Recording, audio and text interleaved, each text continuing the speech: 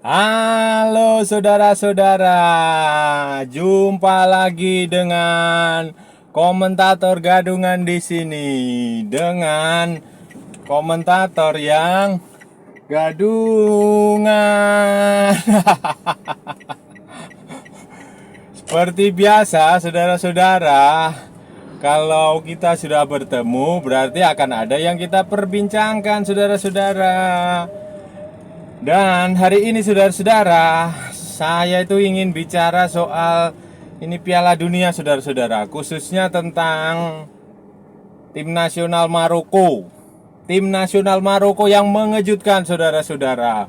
Walaupun ya ada keberuntungan, namanya adu penalti itu siapapun timnya faktor keberuntungannya lebih besar. Tapi perjalanan mereka sampai sejauh ini juga luar biasa saudara-saudara. Dan saudara-saudara, yang menarik dari tim nasional Maroko adalah pemain naturalisasi, pemain keturunan.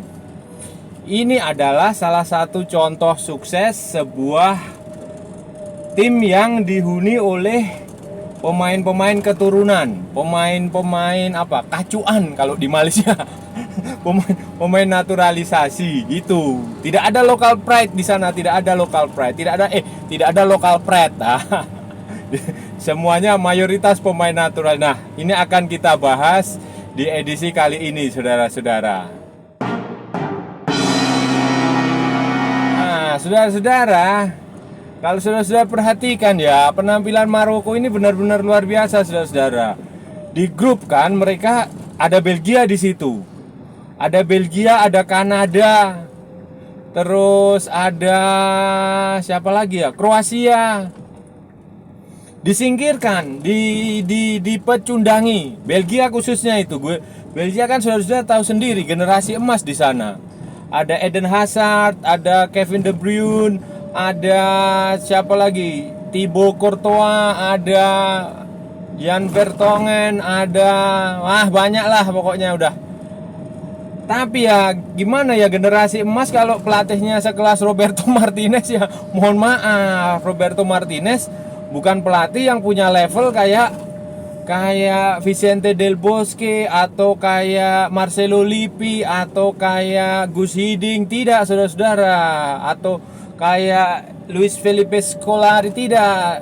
Roberto Martinez pelatih yang mediocre kalau menurut saya sih. Kan bisa dilihat ya, klubnya di Inggris juga cuma Everton, cuma Wigan, nah kayak gitulah. Nah, terus Maroko ini mengalahkan Belgia. Belgia masuk pulang kotak. Terus lawan Kanada mereka juga hasilnya bagus. Lawan Kroasia, Kroasia adalah runner up Piala Dunia 2018. Juga bagus saudara-saudara. Gila ini. Terus yang terbaru ya kemarin itu waktu lawan Spanyol, Espanyol, puncaknya itu Spanyol, Spain. Nah, itulah. Anda bisa lihat, Anda bisa bayangkan apa namanya? Spanyol itu kan seperti biasalah tiki taka. Passing. Gitu. Statistiknya itu ada 1000 passing lebih yang dihasilkan Spanyol waktu lawan Maroko selama 120 menit. Dari 1000 berapa lah, 1300 apa 1600 atau 1000 berapa, pokoknya 1000-an passing itu. Bayangin saudara-saudara, itu tidak ada satupun yang on target. Tidak ada satupun yang jadi gol. Tidak ada satupun yang bikin Yasin Bono ngambil bola dari jaringnya, nggak ada. Maroko itu main dengan ya sebenarnya nggak super defensif ya, defense mereka iya biasa, mereka bermain di pertahanan mereka tidak membiarkan para pemain Spanyol dengan leluasa ya sebenarnya leluasa mengumpan, maksudnya tidak leluasa menembak di area itu. Beberapa peluang memang sempat didapatkan Spanyol, tapi ya ada yang offside, ada yang ya kurang beruntung lah. Nah, itu pertahanannya sangat bagus kalau menurut saya ya. Mereka tidak parkir bus, kalau saya lihat tidak parkir bus, tapi hanya defensif iya, hanya bermain bertahan iya. Bermain bertahan lebih berkonsentrasi di lini pertahanan, iya, tapi mereka tidak defensif, tidak parkir bus kayak Jose Mourinho itu, saudara-saudara. Nah, itu yang bagusnya. Terus setelah Spanyol tidak bisa menggebur, ya otomatis defensif kan, otomatis perpanjangan waktu selesai, adu penalti. Nah, disinilah kalau sudah perhatikan si Yasin Bono itu Bunu sebenarnya, Yasin Bunu tapi panggilannya Bono, kayak vokalis apa ya? Ya itulah, Yasin Bono itulah. Mainnya tenang, bandingkan dengan Unai Simon tuh terlihat kayak ada beban gitu, kayak tidak tenang, kayak kalau Anda lihat dari bahasa tubuhnya kan, si Simon itu dia gerak kanan, gerak kiri, sementara si Yasin Bono itu dengan santainya aja, senyum, tertawa, terus seolah-olah nggak ada apa-apa, dia nggak ada beban. Ya itu benar, karena bagi Maroko mencapai babak 16 besar itu udah prestasi, kayak Maroko begitu. Apalagi mereka bisa main sampai perempat final, jadi mereka tidak terlalu stres. Beda dengan mana tadi? Beda dengan Spanyol yang ya sebagai tim juara Piala Dunia 2010 kan mereka terbebani kan. Jadi ya itulah bisa terlihat dari beban pemain sekelas siapa itu, Sergio Busquets, satu-satunya anggota skuad 2010 yang tersisa juga gagal. Terus apalagi permainannya si siapa, Luis Enrique juga kehabisan akal untuk taktiknya, itu dia udah bingung karena Spanyol terlalu ya itu sangat ball possession, sangat tiki taka, mereka passing. Nah setelah passingnya dimatikan, setelah nggak ada jalan, bingung mereka mau ngapain. Nah itu khasnya Spanyol seperti itu, saudara-saudara. Jadi ya itu beban karena mereka unggulan, dan sebelumnya kan status mereka adalah semifinalis Euro 2020, kemudian finalis UEFA Nation League 2000 musim lalu, 2020 2021 ya apa 2021 2022 ya, pokoknya itulah dia runner up UEFA. Otomatis itu membuat mereka terbebani, saudara-saudara, dan bisa dimanfaatkan dengan baik oleh Maroko. Jadi begini, saudara-saudara, kenapa Maroko itu bisa bagus? Karena pemain naturalisasi. Kalau sudah perhatikan ya, itu line up dia itu jadi mereka itu punya berapa ya? 16 dari 26 pemain atau 19 dari 26 pemain gitu yang itu berasal dari kelahiran luar negeri. Jadi pemain naturalisasi, pemain keturunan yang diberi paspor. Contoh Hakim Ziyech itu kan dari Belanda, dia didikannya Ajax Amsterdam kalau nggak salah. Kemudian si Achraf Hakimi dari jalanan Madrid, dia di Spanyol. Terus si itu siapa ya, Roman Saiz. Bahkan pelatihnya itu siapalah itu pelatihnya, itu juga orang Prancis, lahir dan besar di Prancis gitu. Jadi semuanya diajak pulang gitu. Karena begini, Maroko itu salah satu negara di Afrika Utara yang punya banyak warga negara, punya imigran berada di Eropa, kebanyakan di Belanda, Belgia, dan Spanyol. Ya, karena mereka kan kalau di Spanyol kan tinggal menyeberang Mediterania. Nah, dan dari Spanyol baru mereka ke Belanda, ke Belgia, ke Austria, Jerman, itu banyak sekali. Dan mereka inilah yang jadi tulang punggung tim nasional Maroko saat ini gitu, saudara-saudara. Mereka dibesarkan di akademi klub-klub bagus di Eropa, dan itu beruntung sekali. Maroko bisa menggunakan tenaga mereka. Kenapa mereka lebih milih Maroko? Ya selain karena faktor keluarga, faktor keturunan, faktor emosional, mereka juga rasional. Karena kalau di negara asal, di negara kelahiran, misalnya di Belanda atau di Prancis atau di Spanyol atau di Belgia, kemungkinan mereka juga akan kesulitan mendapatkan panggilan ke tim nasional. Beberapa pemain kan sudah membuktikan itu. Mereka tergabung di tim junior, mereka main di tim U, kayak Hakimi juga main di tim junior Spanyol. Terus siapa lagi? Ziyech juga main di tim junior Belanda. Terus ada lagi Abdel Hak Nouri di Ajax Amsterdam yang kena yang collab itu waktu itu juga keturunan Maroko.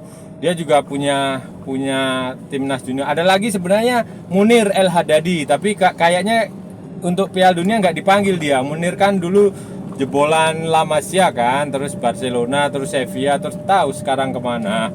Ada banyak. Jadi mereka berpikir bahwa ya realistis saja lah main di timnas daripada tidak kepanggil di negara kelahiran, negara di Eropa, ya mereka bermain di Maroko. Dan itu udah pastilah jaminan bermain di timnas Maroko karena status mereka sebagai pemain yang merumput di Eropa. Tapi kan kualitasnya juga bagus, saudara-saudara, nggak bisa diremehkan begitu saja. Mereka tampil bagus, mereka punya klubnya juga bukan klub sembarangan kan, main di Chelsea, main di PSG, setelah sebelumnya main di Real Madrid, main di Ajax. Itu kan sudah luar biasa, saudara-saudara, layak diacungi 2 jempol lah itu mereka itu.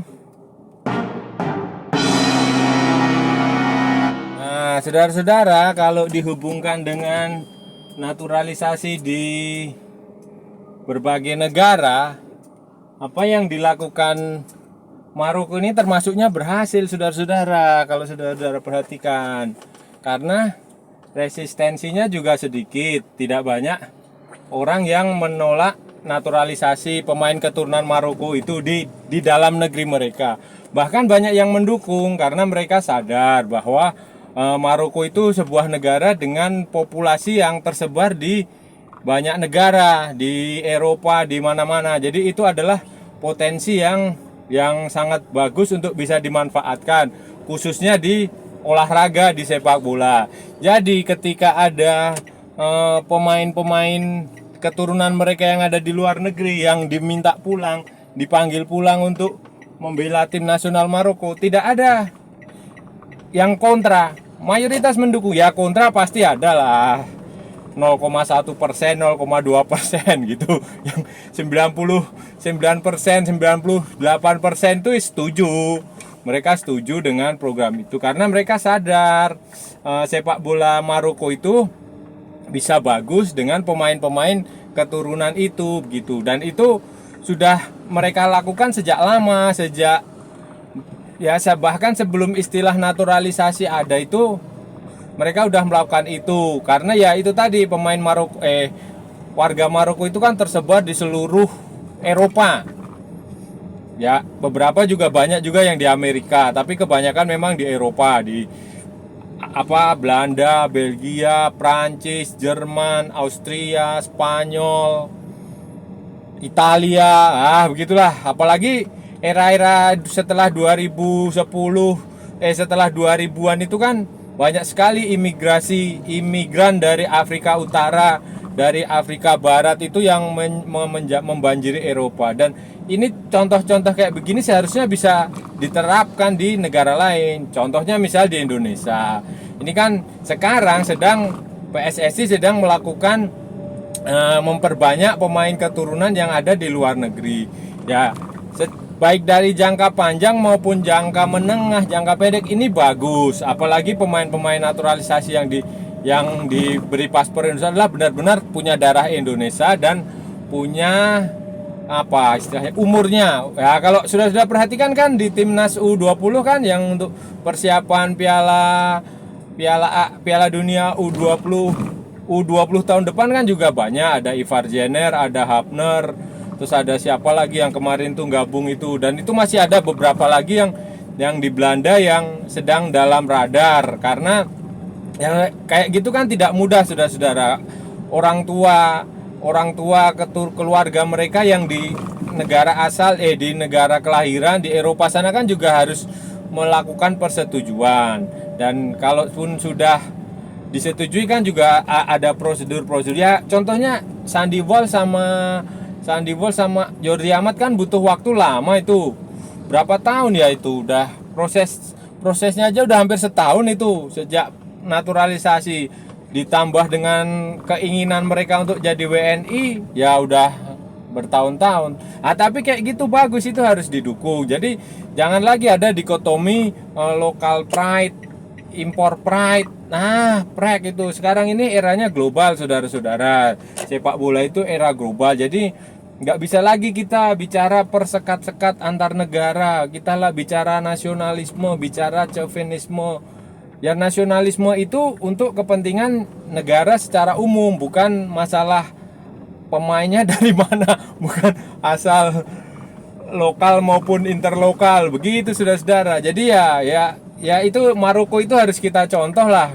Untuk sebuah kesuksesan sebuah tim nasional itu harus dicontoh bahwa pemain naturalisasi itu juga bagus gitu loh, menghasilkan sesuatu yang layak dibanggakan buat sebuah negara.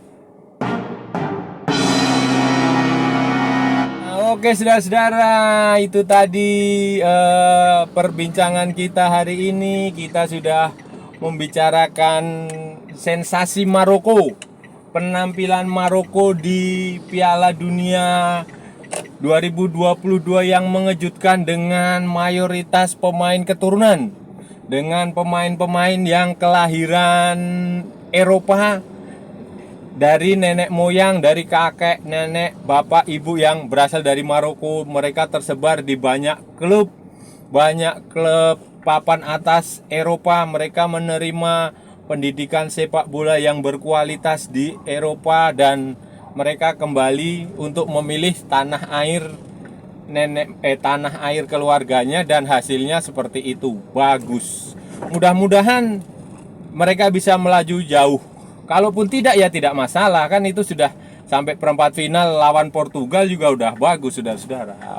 Oke ya saudara-saudara, ya sampai di sini dulu ya perbincangan kita hari ini. Kalau ada waktu kita sambung kembali. Kalau ada salah-salah kata ya mohon maaf, namanya juga komentator gadungan. Kalau ada waktu kita sambung di lain kesempatan dengan tema-tema lain yang jauh lebih bagus, jauh lebih menarik, dan jauh lebih berguna. Jauh lebih bermutu. Oke saudara-saudara, jangan lupa ikuti terus channel komentator gadungan, like, share, and subscribe. Dan ikuti juga akun media sosial komentator gadungan, ada di Facebook dan di Instagram. Kalau ada waktu kita sambung kembali saudara. Oke, sampai jumpa lagi. Salam olahraga dan merdeka.